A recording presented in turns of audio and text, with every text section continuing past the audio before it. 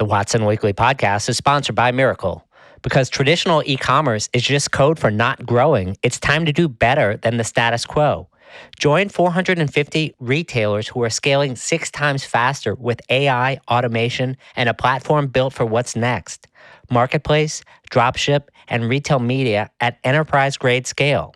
It's time to accelerate with Miracle.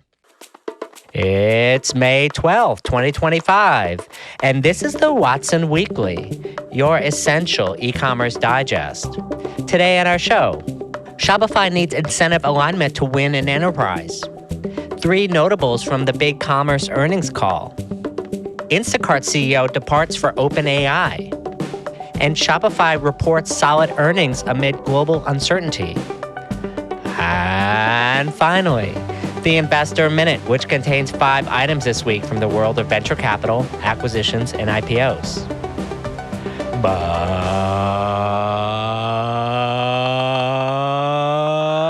But first, in our shopping cart full of news, Shopify needs incentive alignment to win in enterprise. With the dominance of Google with GCP, Amazon with AWS, and Microsoft with Azure, most enterprises, by that I mean companies above $1 billion in enterprise value, are tied to one of these solutions indefinitely. If anything, a 4th player has just been minted with OpenAI, further cementing Microsoft's growth trajectory ahead of AWS. Sure, could Shopify swap places with Salesforce? Yeah, it is possible, and Salesforce is currently 2 times Shopify market cap, although other observers will point out that Shopify probably has more dedicated commerce revenue than Salesforce does. Could Shopify also take out a number of custom enterprise retail installs? Yeah, that's also possible, but in limited ways. Most enterprise architecture contains an alphabet soup of acronyms: ERP, PLM, PIM, POS, OMS, CMS, PDQ. No, not the last one. Did I mention a mobile app? This is just for direct-to-consumer. B2B adds a lot more complexity. But what does Shopify replace in that alphabet soup? Likely just the CMS and the checkout, and obviously it pulls in the App Store. One day Shopify, I think, will compete head-on at the enterprise class of PWS, but that day is not quite today, despite some early successes. The rest of the stack primarily stays in place even if you are considering a replatform to Shopify. This behavior is also shown in some of their earnings call. The biggest names in Shopify's calls are not actually for Shopify's platform wins, it's for Shop Pay, which plays just fine for Shopify's current business model, which is a percentage of GMV. And frankly, replacing the checkout might be enough for it given Shopify's economic engine primarily being powered by merchant services. Yet as much as Shopify innovates, they have always seemed focused on one metric above all: conversion. And the challenge? Not all software domains and enterprise goals flow from conversion. Let's take the software which helps brands manufacture new products, product lifecycle management, or PLM. This is a critical part of any brand's journey, particularly at the high end. It handles everything upstream of actually minting that real SKU in your ERP. Would Shopify ever tackle a domain like this? Not likely. But why? Couldn't it do so? Well, of course it could, but it's not really an innovation problem. Instead, the problem is one of incentive. What is Shopify's incentive to innovate here? After all, they always say, if you show me incentives, I'll show you the outcome. And until Shopify innovates on its core business model drivers along a number of new dimensions not tied to GMV, it may not have the impact in enterprise commerce it wants to have. Unless Shopify is actually just using e-commerce to bootstrap itself as a global payments provider, which it seems to be doing with Shop Pay, which, to be clear, is a fine vision. It's just not an expansive enterprise commerce vision. Of course, Shopify will have to pick one of these lanes to innovate towards, including data, advertising, payments, customer engagement, customer service, and supply chain. Shopify, for its part, has repeatedly shown not much interest in advertising. I do predict that data will be the next lane that Shopify tackles. After all, it needs it for its AI future anyway, and would incent partners and brands to bring more data to Shopify, because that would be the new incentive. Our second story, 3 notables from the BigCommerce earnings call. Overall, the BigCommerce Q1 2025 earnings call was sleepy, and I wasn't exactly surprised to see it precisely overlap with Shopify's earnings call. Who would have thought? First, Travis cleaned house in the management team. It wouldn't be a shock to anyone who had read me for the last few years to say a lot of this was overdue. Daniel Lenz, CFO, you survived. Give yourself a cigar, my friend. The team, while experienced, is agency heavy. Is that the right mix for the company? It remains to be seen. I had mentioned in the past I would bet on a product and technology leadership change, and this has come to pass as well. The product needs continued updating and fast. 2 features released last quarter worth mentioning. The second point is pipeline building. Yawn. I mean, there is really no more fake metric in SaaS than pipeline. I'll check in on this next year. All it means is that the team is more aggressive at being in deals. It doesn't mean they will close anymore or that they have a right to win in these deals. Although, law of averages and all. I guess better than a kick in the head to be in more deals, since consistently BigCommerce did not see a lot of deals. I imagine that new sales and partner leadership under Rob Walter and the crew have corrected a lot of obvious layups they missed where customers were in market for a replatform. Still, with Shopify being pushed down from the board and the C-suite, it's tougher sledding for those not carrying a green bag, although not impossible. The number you need to know? Annual recurring revenue increased 3% to $351 million. Anemic comes to mind. Enterprise annual revenue per account increased 9% to $45K. One day we will learn what enterprise means. B2B did get a few mentions and successes. We just need to hear a lot more. Enough for the company to break out the progress.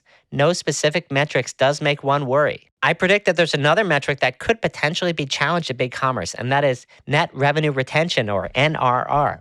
The third point from the earnings call is that the company took a few veiled shots at the competition. Did I spot them all? If not direct quotes, these are all pretty close. Quote, we're not going to have a P&L that looks like a fintech. This is from their CFO. That's definitely Shopify. Another quote, in B2C, we're driving focus and discipline on our core target customers, including our strategic focus on businesses outside the traditional fashion, beauty, and apparel verticals traditionally prioritized by legacy platforms. Probably Salesforce and Adobe. I would chuckle to hear them talk about Shopify as a legacy platform, and it doesn't seem like the intent. One last point. Is Feedonomics the planned Trojan horse for BigCommerce? It feels to me that the unstated plan is that Feedonomics is going out on its own or self-service, and this might be the tip of the spear for a lot of new activity to introduce the market to BigCommerce. The channel management market has always been very fierce and fiercely difficult to make profitable.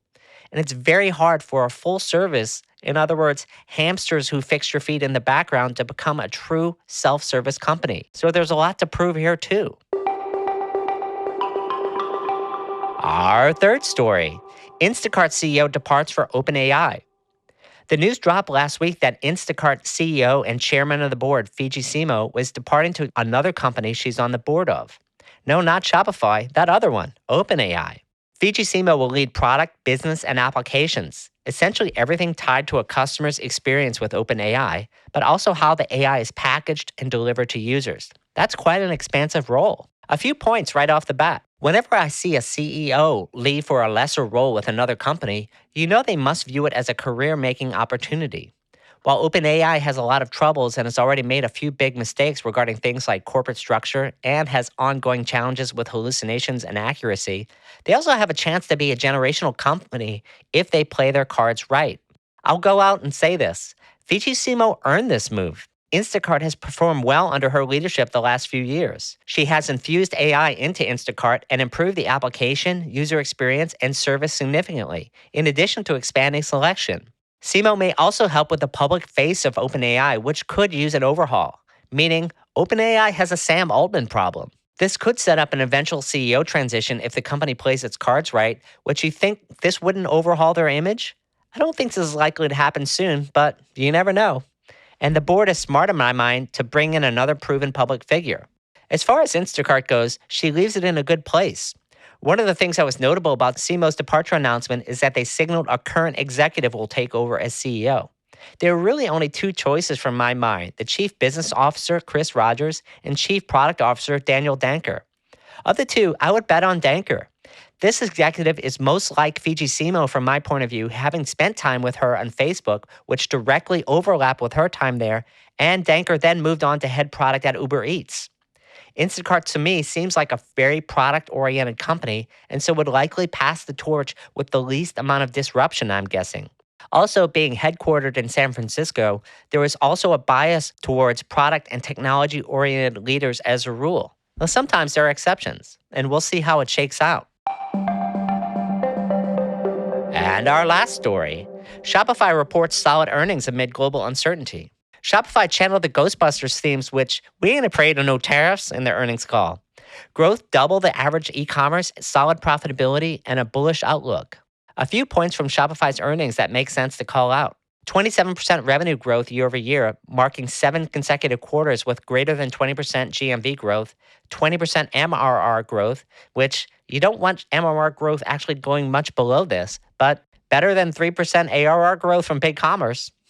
Revenue growth accelerating. Free cash flow margin is up to 15% from 12%, although you can see investors wanted more. Gross profit dollars up 22% year over year, and operating income up 136%. Offline GMV associated with POS was up 26%. That's good merchant progress. Alo Yoga was a highlight with a recent same-day partnership. Although Alo only has 71 stores, it's still a great reference. In the enterprise front, there are a lot of big Shop Pay off-platform mentions. Also, platform mentions including Vuori, BarkBox, Brilliant Earth. The wins are notable, yet the names are not big enterprises. Toys R Us does get a mention, but it's more nostalgia than impact. In Europe, EU GMV grew 36%. And if there's any metric which points to the failure of other platforms, this is the one I would point to.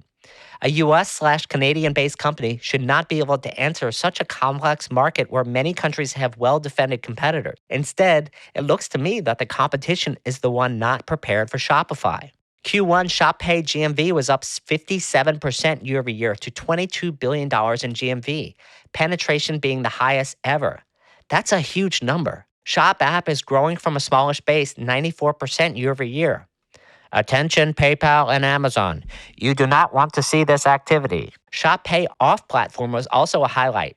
Tapestry, Lilly Pulitzer, Birkenstock, even if you have a custom platform, who wants to keep up with payments? Sidekick usage, got to mention, is an increasing or doubled monthly active users since the start of the year, and the company recently rebuilt its AI engine. It's good to see a mention of Sidekick here. The company is controlling expenses on its biggest department, including hiring on sales and marketing, R&D, and company overhead. AI is said to be now reflexive use at Shopify, which reflexive was the buzzword bingo of the call. Operating expenses as a percentage of revenue has gone down from 60% in recent years to 40% now. A key point mentioned by the CFO, Shopify is a growth company, and they seem to like where free cash flow is sitting at 15%. On tariffs, this was telling. Less than 1% of GMV is exposed to de minimis ending. Sounds like they expect this to stick. What was not mentioned was that large tariffs themselves and the impact of U.S. merchants importing from China. Reading between the lines, they don't seem to expect this to be permanent. In terms of a Q2 outlook, revenue growth was in the mid-20s, which seems very achievable. Missing in action? B2B didn't get quite as much of a strong mention, but we're still nascent here. I expect you'll hear more over the next 12 months. In terms of competitive mentions, I heard a few more than I normally hear out of Shopify. With Adobe and Salesforce accelerating their e-commerce platform investments, they made a point to say that not only are Shopify's investments greater, but that other companies' commitments and investments are uneven, which is smart to put doubt out there. Overall, a very bullish call. Analysts, of course, want more gross margin growth, but that doesn't concern me too much. And despite my earlier posts and comments, Shopify seems pretty content with its lane, as each part of its lane seems to have a lot of upside. It's that time, friends, for our Investor Minute. We have 5 items on the menu today.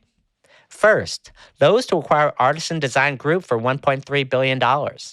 Lowe's has announced it will acquire Artisan Design Group for $1.3 billion and use the cash on hand to pay for the asset. Artisan Design Group specializes in flooring, cabinets, and countertops, requiring additional locations where these items can be viewed and ordered. It also has a national network of 3,200 specialized installers and long-standing relationships with single-family and multifamily home builders. Lowe's, like Home Depot, is betting its future on the pro who needs B2B services to complete the building or finishing of homes. Second, Global Payments to acquire WorldPay for $24 billion and divest the Issuer Solutions unit. Global Payments has announced its acquisition of WorldPay from FIS and private equity firm GTCR for $24.25 billion. As part of the transaction, Global Payments will sell its Issuer Solutions unit, which offers card processing and account services to FIS for $13.5 billion. This deal simplifies Global Payments' business model and positions it as a commerce solutions provider for merchants of all sizes. The payment sector is very competitive, and this ensures that Global Payments can offer end-to-end solutions to a combination of both enterprise and clients from WorldPay and continue to service small and mid-sized companies. Third, ABB to spin off world's second biggest robotics business. During its Q1 earnings call, Swiss Automation and Industrial Group ABB announced that it plans to completely spin off its ABB robotics business into a separate publicly listed entity by the second quarter of 2026, with shares in the company distributed to ABB investors as dividends. This will be the biggest shakeup at ABB since it sold its power grid business to Hitachi in 2018, and ABB Robotics does not have synergy with its other businesses. Fourth, building products distributor QXO acquires Beacon Roofing Supply for $11 billion. Building products distributor QXO has announced that it's acquired the remaining shares of Beacon Roofing Supply at $124 per share, valuing the company at $7.7 billion or $11 billion including debt.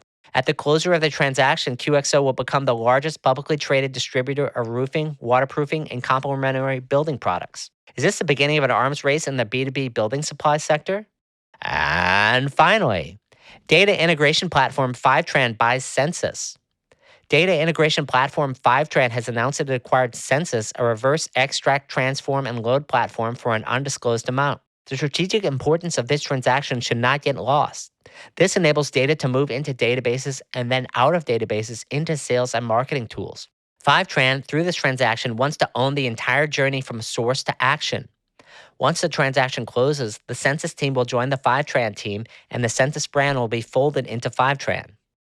Did you know that RMW Commerce has another podcast? Check out the Watson Weekend for an unfiltered and lively e-commerce chat each week with me, Rick Watson, my co-host Jess Liseski, and an array of interesting guests and topics, all focused on e-commerce. You can find the Watson Weekend by searching for it on iTunes, Spotify, or YouTube. That's all for this week. Till next time, Watsonians. Hi, I'm Rick Watson, CEO and founder of RMW Commerce Consulting and host of the Watson Weekly Podcast, your essential e-commerce digest. Our production partner for the series is Podcast on the Fly. To hear new episodes of the show every Monday morning, subscribe now at rmwcommerce.com/Watson Weekly and wherever you get your podcasts.